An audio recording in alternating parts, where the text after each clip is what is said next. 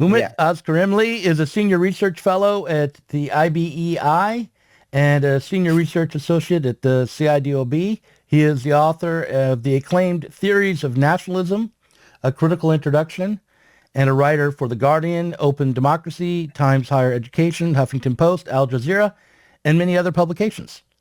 His book, Cancelled, The Way Back from Woke, was published by Polity in 2023. Welcome to the podcast. Hi, Doug. Just a quick note to say that, used to be the writer of platforms like The Guardian and Open Democracy. After, of course, this book, obviously, I haven't been getting responses to my emails for the last 2 years.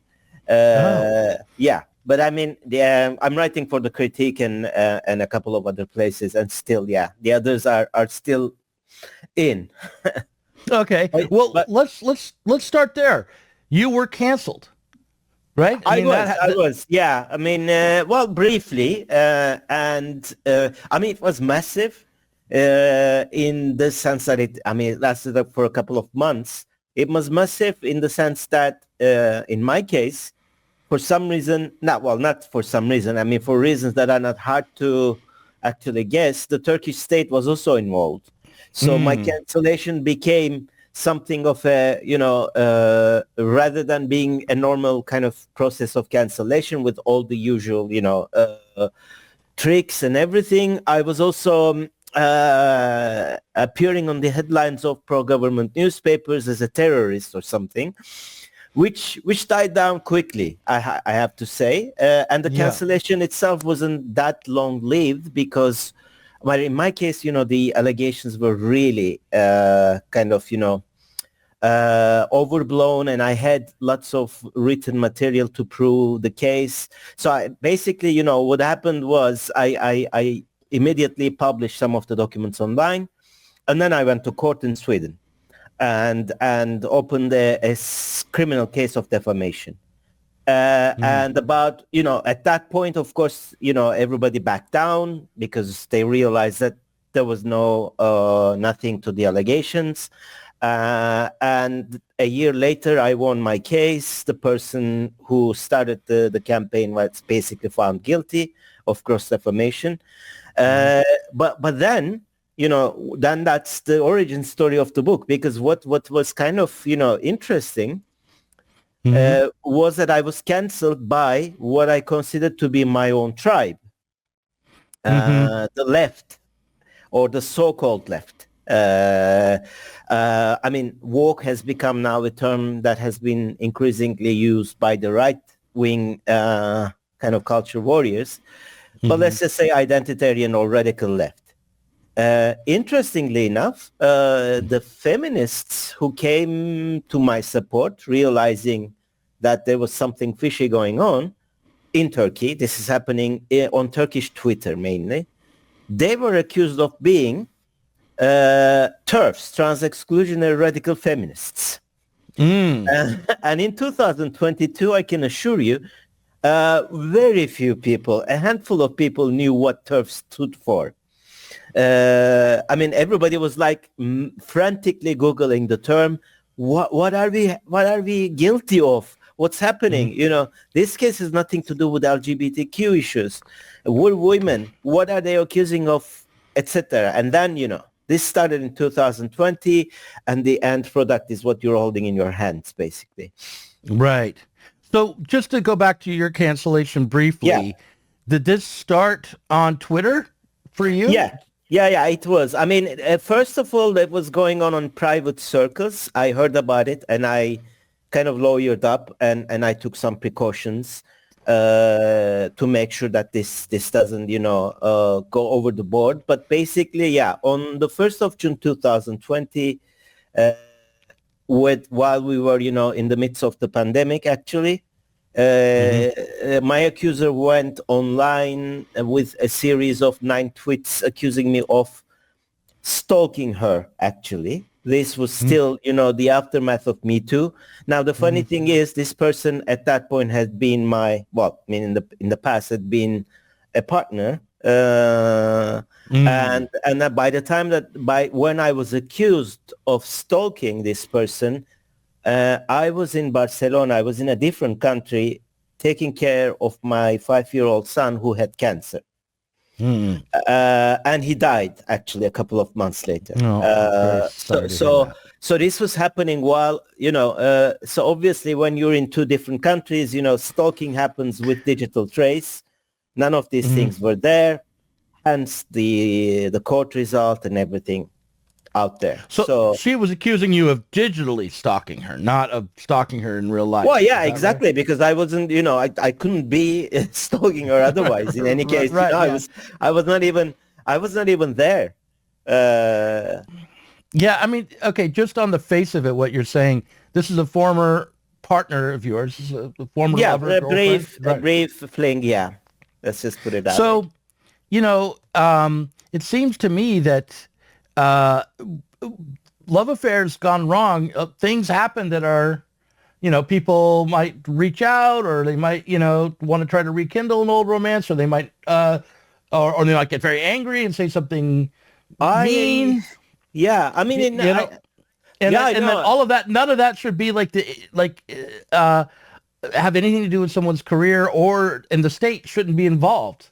Is my opinion about that, right? But in your case, none of that even was going on. So she was just vindictively. Yeah, exactly. I mean, it was, it took me, as I said, like a week or two to post stuff, the correspondence, the locations with dates and everything. So it was obviously said, what is the evidence of stalk? I mean, how can you stalk someone like what? And, there's this recent trendy term on Twitter, living rent-free in someone's mind.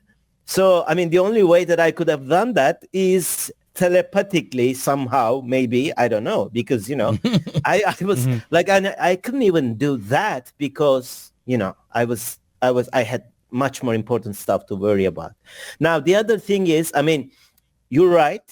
When I started working and reading about cancellation cases similar to this one, I realized that, it's a lot of relationships gone wrong or gone rogue. Let's just put it that way. But in our case, there was also a very, very concrete material incentive. I mean, after the breakup, a grant application we made to the European Union was found successful, and we got 25,000 euros. And I received a blackmail message, which is also in writing and submitted to court, telling me to withdraw from the research, otherwise I'll file a complaint of harassment about you. So I mean, it's yeah, I mean, like it was so kind of surreal that, despite all this, I did suffer for a couple of months, and I lost thousands of euros, defending myself in court, because when you would remember how it was in 2020. We're not there now. People get canceled for other reasons by other people, but the point is, this wouldn't have happened in 2024. No.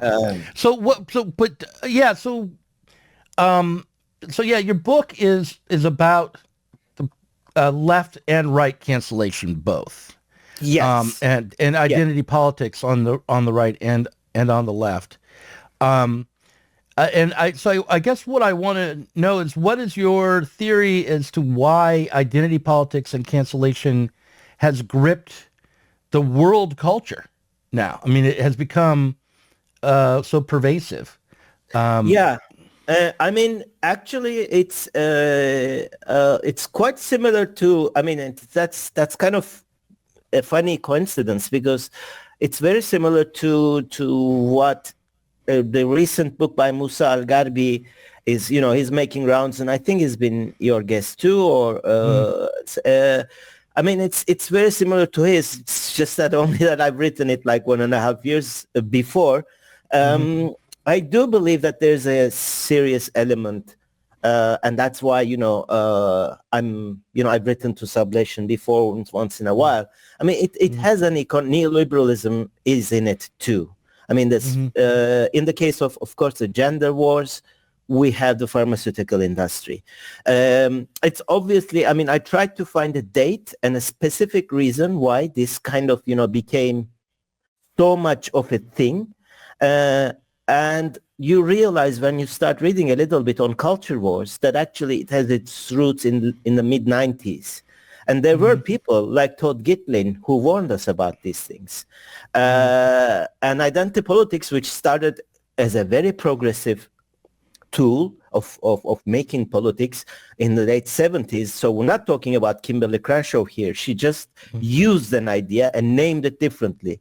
Then all of a sudden, identity politics becomes something that flourishes in the university campuses and things like that, and the media, of course, what we would call legacy media, mostly.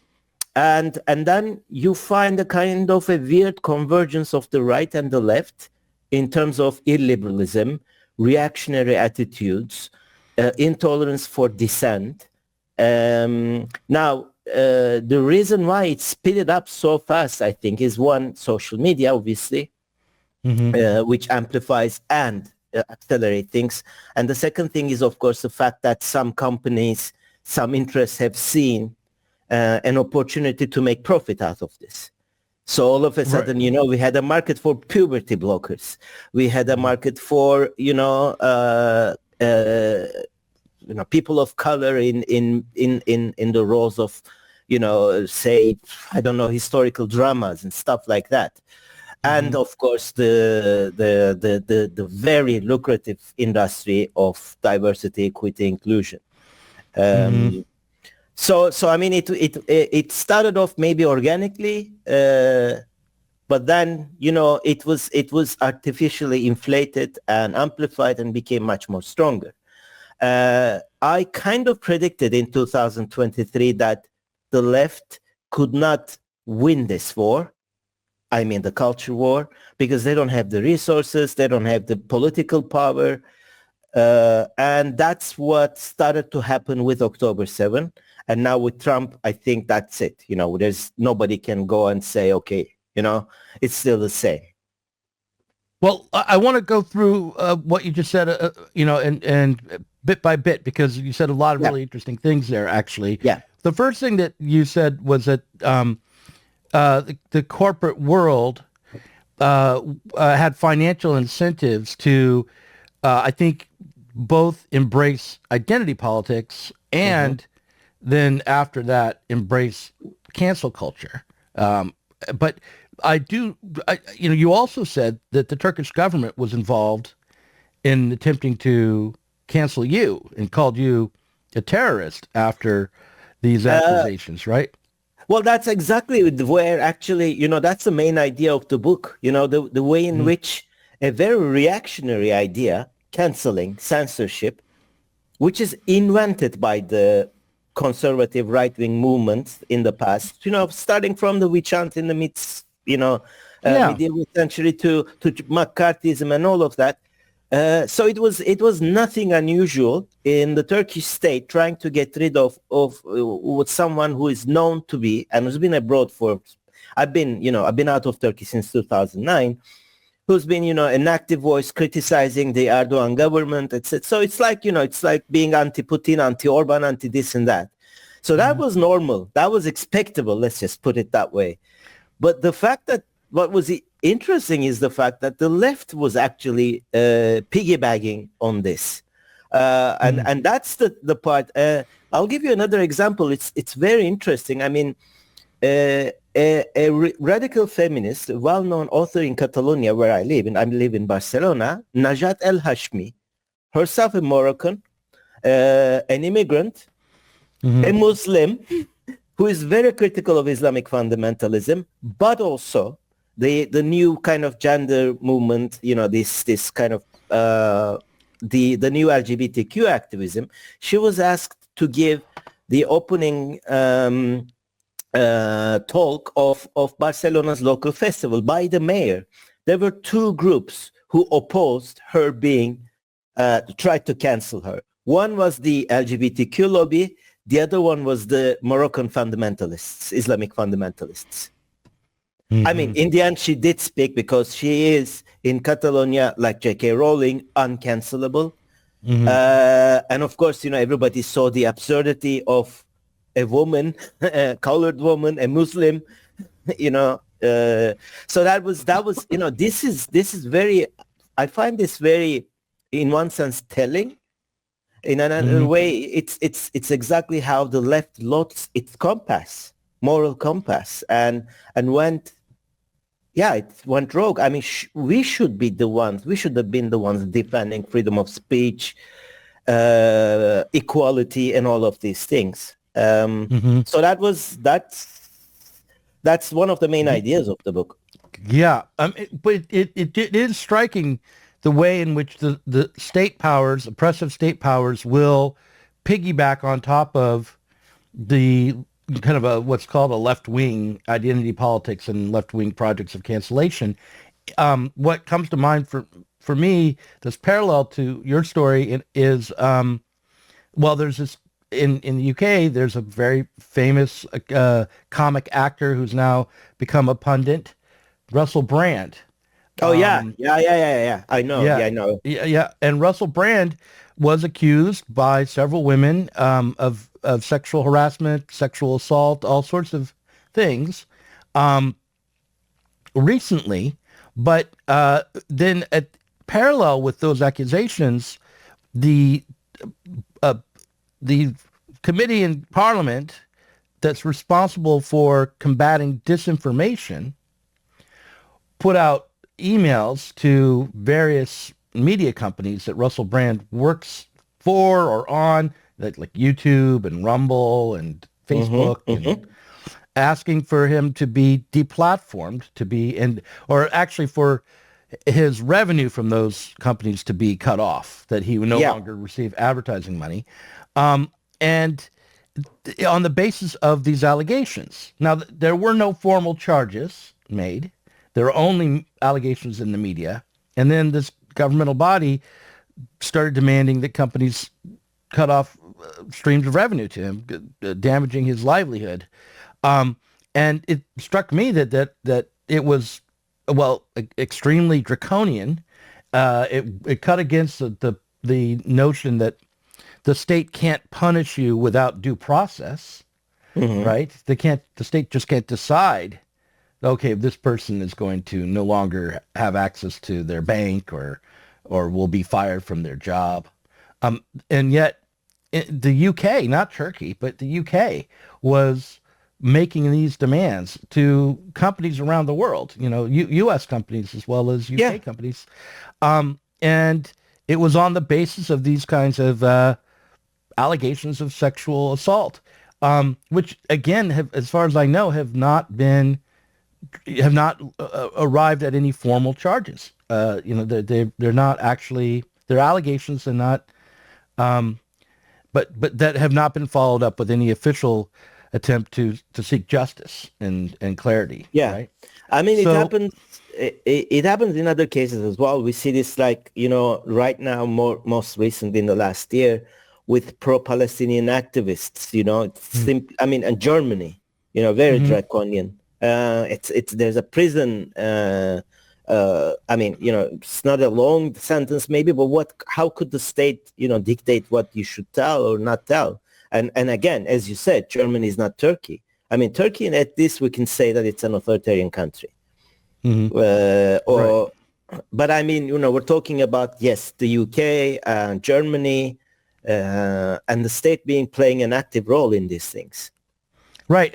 After October 7th, the allegations of anti-Semitism that went out from official bodies, and the way it was a very confusing moment in the U.S. because you had these presidents of Ivy League institutions, Ivy League universities, being pulled in front of Congress to explain their policies and why they were allowing anti-Semitism on campus, and they tried to stand on the First Amendment, right? Yeah. And sort of the free speech and academic freedom, but those institutions themselves had been participating in cancellations for other reasons before. It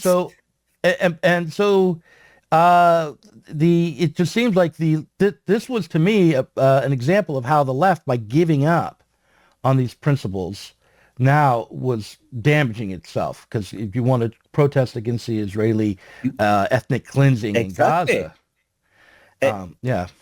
I mean, it's on the one hand, it's kind of karma, but of course, it's not something that should be cheered or to feel schadenfreude about, because, we shouldn't be like that. It shouldn't have been like this. Like Judith Butler right now is being canceled both for being pro-LGBTQ or whatever, and for being pro-Palestine and anti-Zionist or anti-Semite in some cases. I mean, but what did they expect? Because they were playing this game.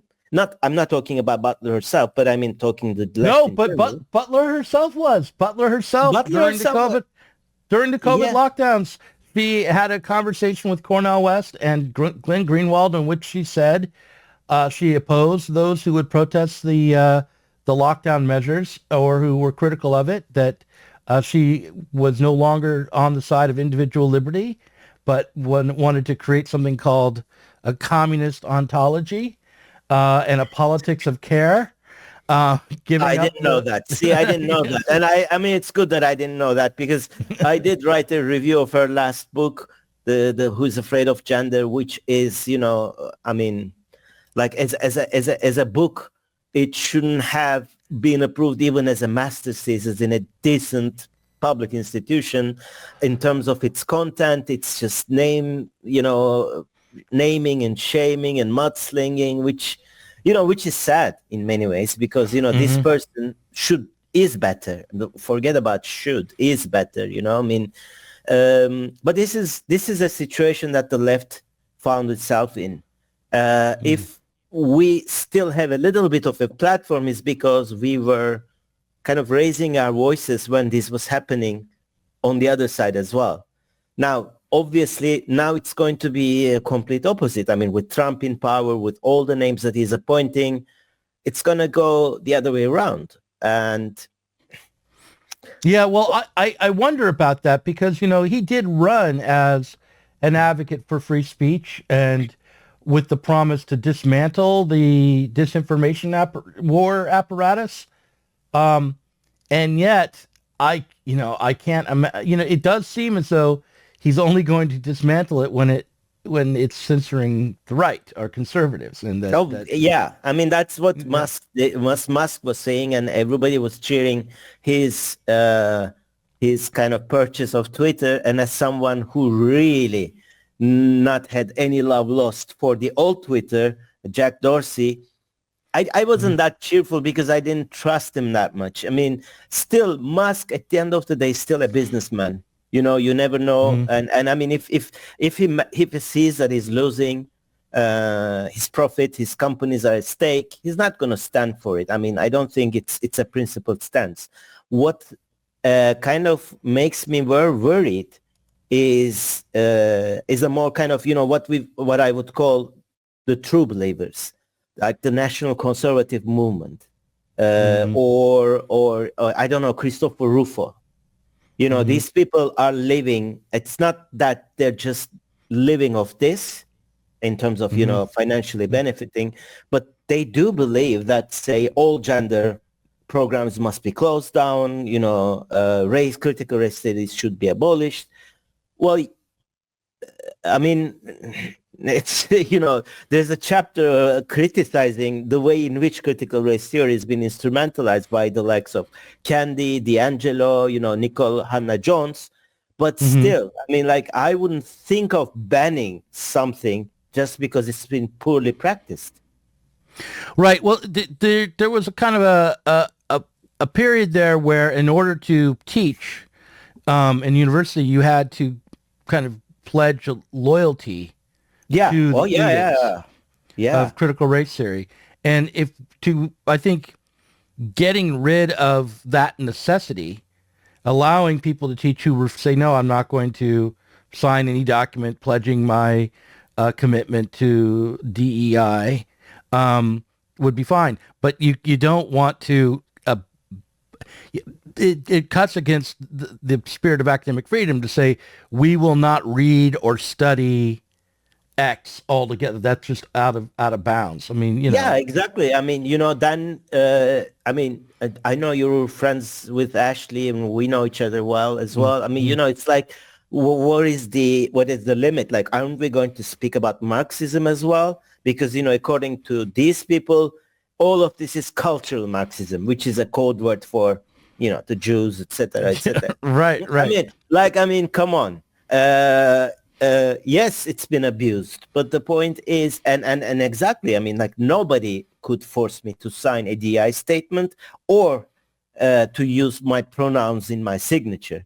I mean, I'd rather die out of hunger than do that, because it's about dignity. But right. I mean, but I'm not going to sign any document saying that I committed to the war against critical race theory, exactly. or the war, against woke. Yeah, exactly. Yeah, right. I'm not going to commit myself to that either.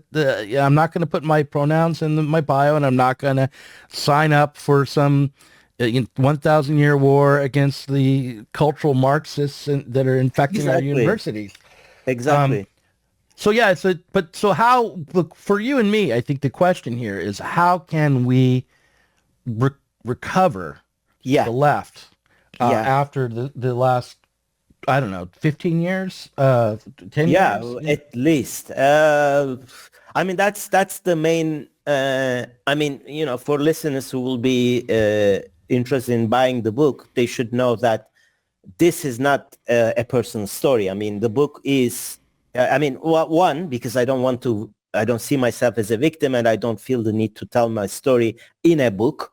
That was the end of product of a learning process in many ways. And the last chapter of the book, I tried to come up with an alternative, and I think we do have. I mean, sometimes people simplify the ideas that have been around for some time now, for at least a century. Like, when we say that, like, we should take the working class seriously, we should take economics seriously, it's immediately understood as, in the past it was understood as determinism, economic determinism, and just a, one-sided focus on this. And right now, some of the identitarians or the woke claim that it's a far right dog whistle or some definition, because, it's what they say. Well, exactly, no.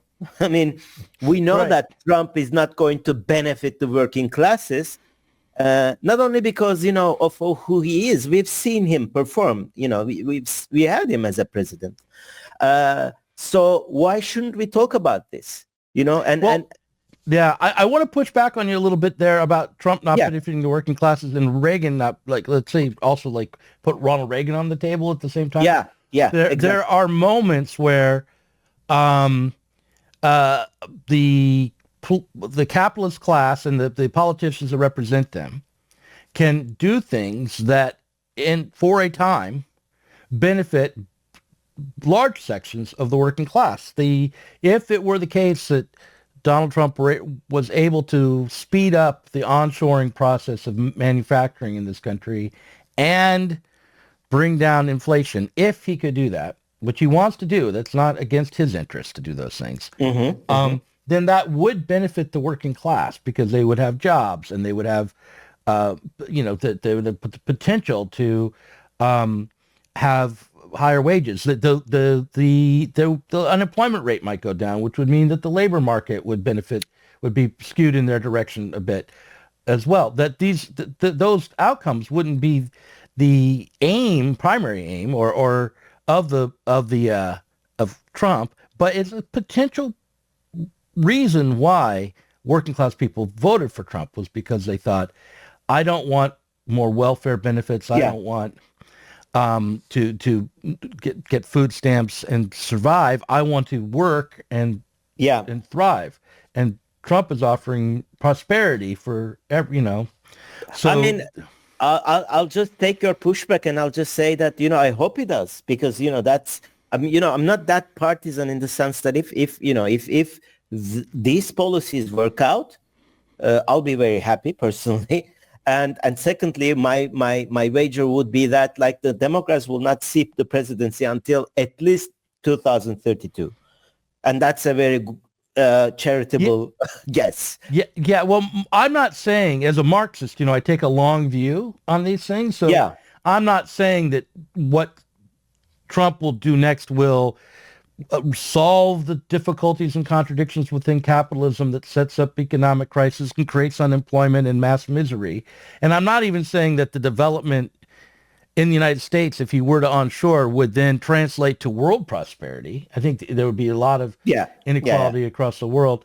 I'm just saying that in a small, short-term view, there are reasons to think that working class people would align with a politician who is promising prosperity, and we have to not be against prosperity, like No, exactly, right? Exactly, and that's what happened. I mean, on the 5th of November, that's what happened. I mean, I just, because of what I'm teaching and what I plan to write and everything, I followed all the statistics, the data, and I mean, it's obvious that. I mean, yes, it's not a landslide. We know that now. But the point is, he won every class pretty much. I mean, the two, from the working classes to the middle classes, different races. Obviously, the blacks still overwhelmingly fought for the Democrats, but less so than before. And we know the Latino story. We know the Asian story. I mean, the story is there. And it's not obviously, the right wing, some of the right-wing pundits want to present this as simply about woke. No, I mean, how many people are listening to these kinds of, podcasts or reading New York Times or Los Angeles Times? It's, and one thing that I do believe would have made a difference would be, yes, to go to Joe Rogan, maybe, But the problem there was, of course, is that her campaign managers knew that she would probably not be able to stand for 3 hours there and give out a good kind of performance. So I know. Yeah. I mean, that was probably the reason. So it's obvious, and anyone, in 2016 one might have said that we didn't know, but in 2024 we did know. The only thing you need to do is just get 3 or 4 books and read them. Read Strangers in Their Own Land by Ali Russell, Hochschild or Lee, read the stuff by Ian Honey Lopez. These are lefty people, Berkeley professors, but who actually put the time. I mean, Ali Hochschild spent 5 years in Louisiana to work on the Tea Party movement and becoming friends with them. Now, in what I read, when I was preparing for my book, writing my book, she was called a right-wing, far-right person just because she's been doing fieldwork. This is a left-wing sociology professor from Berkeley. I mean, what else do you need? Right. No, I know. I mean, anybody can be right-wing in these minds. Then, but of course it's not going to change. We can. I mean, Bernie was. You would remember that he was skewered for appearing on Joe Rogan.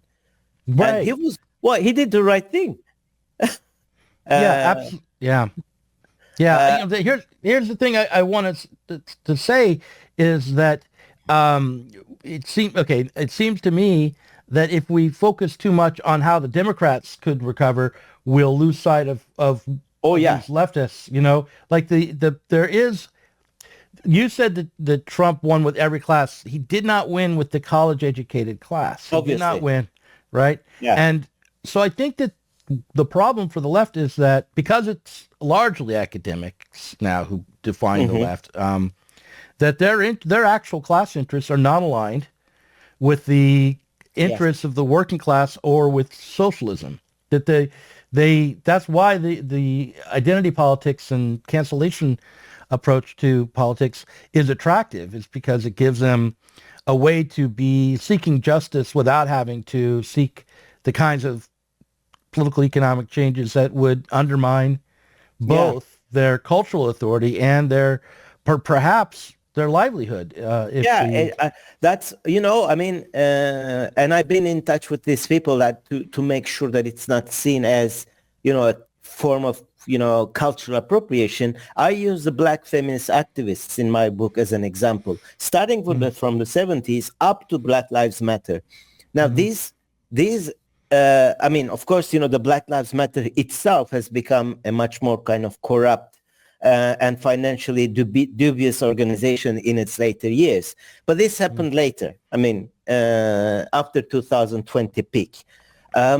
But I mean, you can see that this is how identity politics started. I mean, they didn't even have, I mean, the people who have invented the term identity politics, the Combahee River Collective members, are right now, I mean, either unemployed or living out of, their friends' helps and activism, still doing activism in many ways, not tenured professors, nothing like that. They're not academics to start with. Right. I mean, and these people were fighting for, yes, their own rights in 70s because, they were marginalized even within the black movement for being a woman and lesbians. But also they were fighting for, against the Vietnam War, for the rights of other women.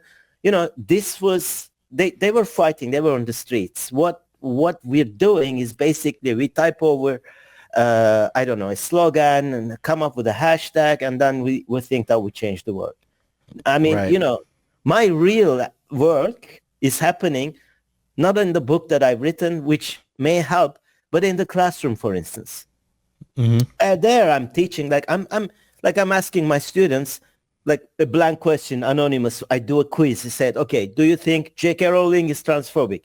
Then they come up with answers. Then you realize that actually they haven't read anything that suggests that Rowling is transphobic. So, all these little exercises, I asked them about Just Stop Oil because I have a lot of, I'm teaching undergrads in Spain, the age group between 19, 21, 22, and some of them are activists, literally activists, like in the street, environment, going to co-op meetings, etc. And they don't approve of the tactics of Just Stop Oil. Not me. I can't. I can't. No, I'm not an activist. I haven't been there. But they don't approve of anything that would make the lives of ordinary people difficult. For example, blocking the roads. I don't know. It's just, or I don't just go and throw a soup to a painting. How does this? Yeah. I want to stop on the topic of transgender identity for a moment, because you did begin your book by discussing the allegation of these feminists who came to your defense were charged with being TERFs. Yeah. And I want to hear from you. How do you think the trans identity in particular has been weaponized by the, I'm going to say, like the Democratic Party or the progressive state or the capitalist state or the corporations, and what your feelings are or what your thinking is around transgender identity? Like, how should the left understand the struggle of trans people and also? I mean, it actually, I mean, it's kind of not that complicated. Not in a way. It's, well, first of all, we should be able to debate the options, because I mean, no one that I know of personally, at least, and that includes a lot of well-known feminists in the UK, radical feminists in the UK, are transphobics. They have no problems, no issues whatsoever with transgender people per se. It's the activism which creates the problem, and the activism is not done by the sex worker in the street, or it's happening at the universities or in various think tanks, lobby groups, Stonewall, GLAAD in United States. These are the places which create the problem. So that's the first step. The second thing is, in each area there are obvious solutions proposed both by feminists and those transgender people who have, who think that these are acceptable things, such as the third categories. in sports, open category for everyone. A separate space in prisons, for instance. It's places where the LGBT people, not simply transgender people, would also be protected from men's aggression. Because at the end of the day, the statistics are there. Unfortunately, more than 70% of all sexual abuse and sexual crimes are perpetrated by men. So I mean, if we have this issue over there, scientifically proven, then whoever needs to be protected from it needs to be protected, and that won't happen by encroaching on the spaces of women. That's the thing that I believe. Otherwise, the transgender issue for me, it's not a personal thing, anyways. Well, I don't have a skin in the game. The topic of trans people in prison is an interesting one because it's different than the bathroom issue. Yeah, of course. Because, for instance, if you think about trans men, trans women, that would be women who've become men. Yeah. I don't know, actually, and I wonder, are they being sent to prisons with men, with biological men, on the basis of their gender identity? And what if they are? What is their experience there? Or is it the case, which I would hope, actually, that trans men are mostly housed with women? I mean, I'm not an expert on this, but I mean, I know that there's very few research, and it's one of the talking points, actually, the fact that this is not being discussed. Also because also that their numbers are smaller, much smaller than trans women. And I really don't know, but I know that it depends on the legislation in a particular country. I mean, in California, it would be different. In Spain, that would be different. One of the problems that we see in Spain as well, which has a gender ID law, the famous ley trans, it's called. I mean, it's a lot of the people who are actually in prison change sex, which, kind of, is striking and worrying for women. Not, I mean, as a man, as I said, I don't have a stake in this, but I mean, for them, yes. In Spain, there was an interesting trend as well. Obviously, the numbers are still small, but like a number of men changed sex because the requirements, the pensions, etc., the requirements to become, for instance, a police officer or the pension age are more flexible and better for women. So they simply did that after the law passed because, in Spain right now is like Scotland. I can go to the civil registry, say that I'm a woman. 3 months later, I am a woman without doing anything. Oh, wow. So you don't have to, learn my surname. I can change it to Umut Isabella Marquez in 3 months without doing anything, just by saying that I am. And that's why there's a huge debate in this country as well. Right. Well, I mean, and that's a very serious issue. I mean, sports is on the headlines, but the more important part, as you said, the prison, for instance, it's a huge. Yeah, and I feel like we should be able to raise these kinds of social issues without being accused of being transphobic, and also without becoming transphobic. That because we also need to understand that as a sexual minority, there are trans women and trans men who feel compelled to transition in the same way that a gay person feels compelled, the same way as a heterosexual person feels compelled. And these people deserve to be have the same civil liberties and civil rights as any other people in society, not to suffer from discrimination based on their sexual orientation. And so we do need to, we do need to think of the transgender struggle as a civil rights struggle. But we also, it's very different than other civil rights struggles. I think, because of sex, because of the differences that are real between the sexes. Yeah, and exactly. And I mean, you can't be labeled as this or that phobic just because you say that biological sex exists and it matters. It may not for some other people. I don't, it's not my issue. But when we're talking about laws, censuses, the public stuff, you have to have these two categories on the paper and maybe others. I don't know. If you are a professor at a university and you have a fairly nice home and your day involves, going to the university and teaching and then coming home and seeing your friends, or going to a seminar and then going home and having a nice meal, or, and then maybe watching a Netflix movie and going to bed. Exactly. And then getting in that circumstance, sex might not be that important. Like your sex might not be that significant. You're not going to be in greater or lesser risk that much, especially if you stay in your car and you stay in your neighborhood and you don't, if you have a nice bubble around you, you don't have to worry about it. But if you're someone who has lived in an area that's filled up with crime and have lived a life of hard knocks and you ended up in prison, sex is going to matter. Exactly. Yeah. And I mean, and it's not like, I mean, in a lot of places, it's not about passing either.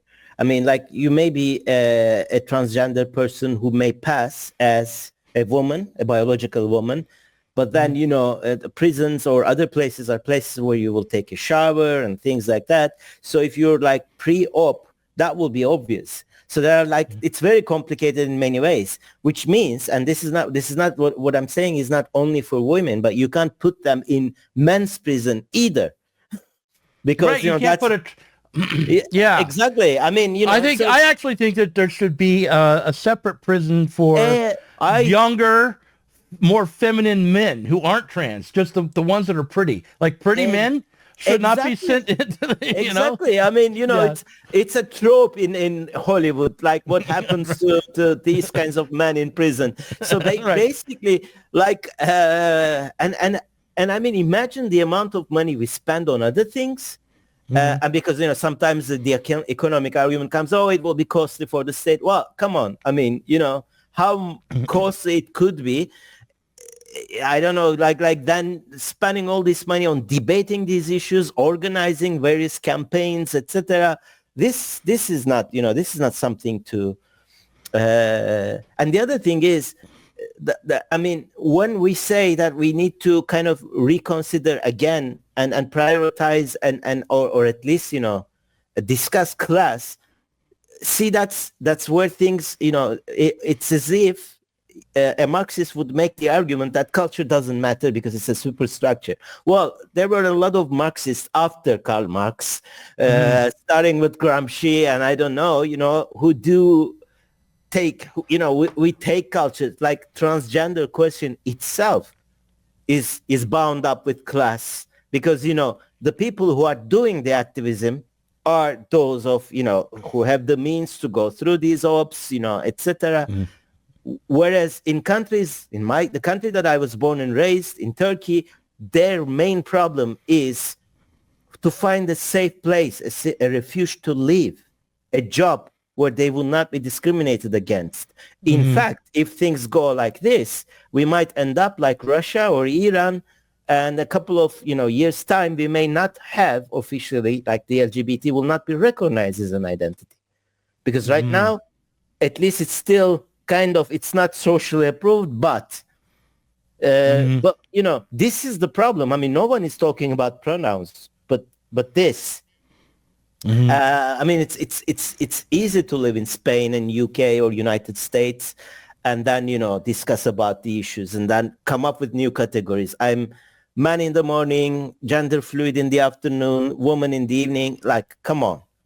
Like, I mean, you can do this, as you said, in a friendly dinner party and joke about it, but not in real life.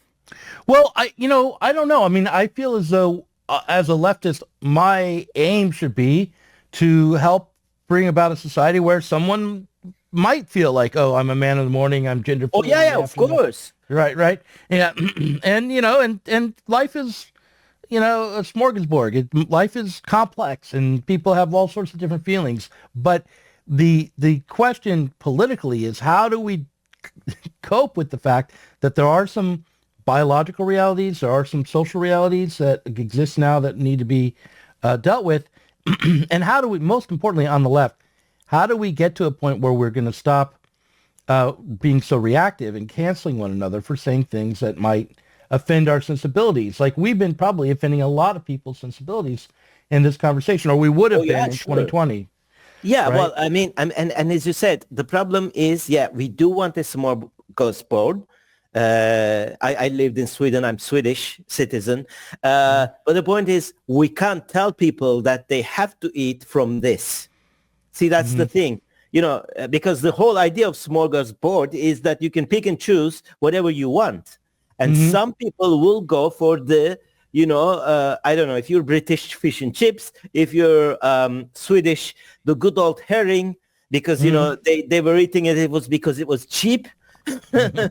And some will go for the fancy caviar. I don't know, but it's not my concern. As long as nobody, I mean, the issue is very simple. Nobody should tell another what to do.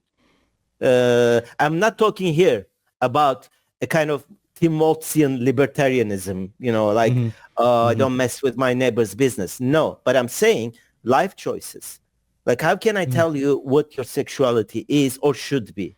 Because one of the things that was like really created a lot of problems is, and then it was resolved in a different way. I mean, like when someone calls a rape crisis center, she hears a male voice, wants to speak to a woman, and the voice says, I'm a woman, reframe your trauma. Now, you can't say that to a rape victim. I mean, there's something wrong there. Or the second thing is there was the concept of cotton sealing, that lesbians who do not accept to sleep with pre-op trans women are transphobic. Now, this, I mean, like, isn't this the whole point of being a lesbian? I think, I don't know. I mean, I think they have a whole bunch of reasons for being a lesbian. Exactly. I'm sure. I mean, but I think one of them is that they don't like the penis. And I think, look, I think you should not be accused of being transphobic, even if you don't want to sleep with a transgender person after they've had medical transition. That you should not have to sleep with anybody that you don't want to sleep with for any reason. See, that's the problem, and that's the smorgasbord dilemma. I mean, I could pick and choose, and I should be as left. I mean, what was the left about? We forgot about this. Ashley sometimes does, if you goes to right-wing platforms and explains them like Marxism, like ABC of Marxism in very simple. I mean, it's like our political project is to enable everybody, to give them the means to choose whatever they want, right? To give them the economic and cultural freedoms, like, raise the equality, the level, so that they can choose. Whereas now the left is trying to ban some choices or kind of, bring about some sort of an outcome, outcome of equalities, where everybody has to do the same things. And then if not, then you're either socially or in another way cancelled. And that's the problem. Because then exactly, we go back to the kind of square one. What's our difference from the right-wing culture warriors? The Islamists who say that, a woman should be at home and give birth, should cover and if you don't, they'll cancel you in they'll kill you. Yeah. I mean, if you're in Afghanistan, they'll kill you. If you're in Iran, they'll imprison you. I mean, so, and if you're in Turkey, you lose your job. Simple as that. So, which is what they'll do to you in the United States if you are Turk. I know. I mean, there's a reason why I never thought of coming and working in US. I've been. I went to Sweden. Sweden was enough. I had my dose of little Canada, and I said, okay. I mean, that's too much. I mean, okay, the state is great in terms of, social security and all of that. But I mean, this culture of conformity and the whole wokeness, infiltrating into its DNA. Spain is better because at least here you have the smorgasbord. You have the turfs, you have the trust, you have everybody fighting. Right. Well, do you think that after the election of Trump, that that we're going to now, because the cultural power of the so-called left has been diminished, that we're going to see the left start to reject these kinds of the identity politics and the cancellations, and at least for a time, that now we can just focus on how conservatives might be using the same mechanisms to go after people. I mean, on the left? honestly, overall, I'm not hopeful because I mean the commentary on the elections that I saw, everybody's fascist, etc. Kind of, the line. I thought that it was more shocking than the results themselves. We could have expected a Trump victory, small margin, and that was in the end that was it. But I mean, the reactions from the Democrats accusing each other or accusing the people, that doesn't give me hope. Now, what gives me hope for people like, you and me and a couple of, handful of others is that now we will be able to speak more, maybe. We can have our voices not being canceled, and we could find more platforms maybe, and then maybe, that's what I'm thinking. I mean, the idealism of my youth is gone in a way. But I mean, this is at least, I think, there will be more space for talk. Yes. Now, whether the Democrats or the left will find its way is another question. Well, people should pick up your book. We've been talking for just about an hour. I think it's a perfect amount of time. I appreciated you coming on, and you should come back again. But the book is called Canceled: The Left Way Back from Woke, and it is available on Amazon and anywhere, I think. Everywhere. Also, it's available in Spanish for Spanish speakers and Latin Americans. So they can just come over, and then I'll be happy to come back. It was a pleasure. It was a pleasure to talk to you.